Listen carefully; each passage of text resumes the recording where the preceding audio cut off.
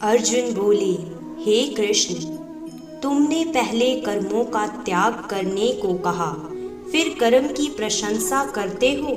इन दोनों में जो अधिक हितकर है वह एक बात निश्चय करके बतलाओ। श्री कृष्ण बोले, कर्मों का त्याग और कर्मों का करना ये दोनों ही मोक्ष देने वाले हैं, परंतु इन दोनों में कर्म त्याग से कर्म योग हितकर है। जो किसी से द्वेष नहीं रखता, ना किसी पदार्थ की इच्छा करता है, वह सन्यासी है। ऐसा पुरुष संसार के बंधनों से छूट जाता है। संख्या और योग को मूर्ख लोग ही पृथक पृथक कहते हैं, पंडित नहीं कहते हैं। जो इन दोनों में से एक में भी अच्छी तरह स्थित हो जाता है, उनको दोनों फल प्राप्त होते हैं। ज्ञानी योगियों को जो स्थान मिलता है वही कर्म योगियों को प्राप्त होता है। ज्ञान योग व कर्म योग एक ही है। कर्म योग के बिना संन्यास का प्राप्त होना दुष्कर है।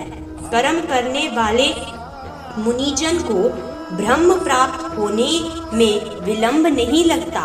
कर्म योग युक्त शुद्ध अंतःकरण वाला, मन तथा इंद्रियों को जीतने वाला, संपूर्ण प्राणियों में अपनी आत्मा को देखने वाला, कर्म करता हुआ भी कर्म फल से लिप्त नहीं होता।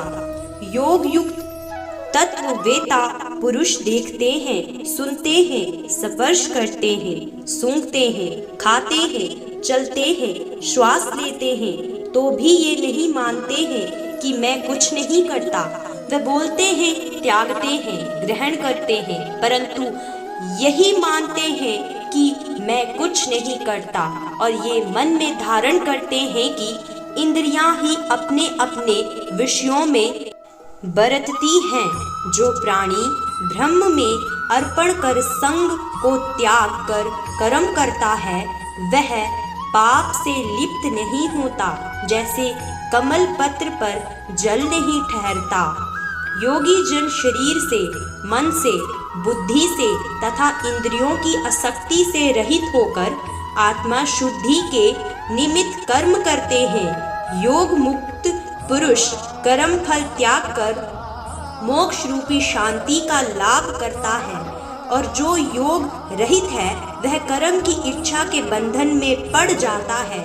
सब कार्यों को मन से त्याग करके प्राणी इस मन द्वारा इंद्रियों की देहरूपी पूरी में ना कुछ करता है और ना करता हुआ आनंद पूर्वक रहता है। परमेश्वर किसी कर्म में प्रवृत्त नहीं करता, कर्म और कर्म फल को उत्पन्न नहीं करता। ये सब प्रवृत्ति द्वारा होते रहते हैं। परमेश्वर किसी के पुण्य तथा पाप को नहीं लेता।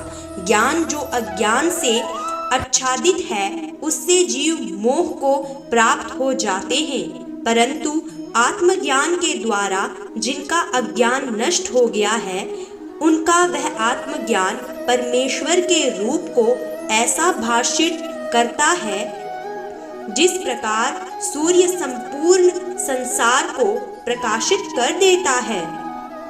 उसी परमात्मा में जिसकी बुद्धि स्थिर है और उसी में मन लगाते हैं, उसी में निष्ठ रहते हैं, और जो सदा उसी के ध्यान में लगे हैं, ज्ञान द्वारा जिनके सब पाप नष्ट हो गए हैं, वह इस संसार में जन्मते नहीं। विद्या और विनय से संपन्न ब्रह्मांड में, गाय में, कुत्ते में और चंडाल में पंडित जन की दृष्टि समान रहती है। जिनके मन में इस तरह की समानता उत्पन्न हो गई है, उन्होंने इस लोक में जन्म मरण रूपी संसार को जीत लिया है, क्योंकि ब्रह्म निर्दोष और सर्वत्र समान है, इसलिए वह ब्रह्म को प्राप्त हो जाते हैं। जो प्रिय पदार्थ को पाकर प्रसन्न और अप्रिय को पाकर खिन्न नहीं होते, ऐसे स्थिर बुद्धि वाले मोह रहित ब्रह्मवेता को ब्रह्म स्थिर जानो। बाहरी पदार्थों में जो चित्त को आसक्त नहीं होने देते, वही आत्म सुख का अनुभव करता है, और ब्रह्मा में अंतकरण को मिला अक्ष सुख मोक्ष प्राप्त करता है। वह इंद्रियों के स्पर्श से जो भोग देते हैं, वह वस्तुतः दुखदाई होते हैं, उनका आदि भी है और अंत भी है। हे कौन्तेय, ज्ञानी लोग ऐसे भोगों में रत नहीं होते।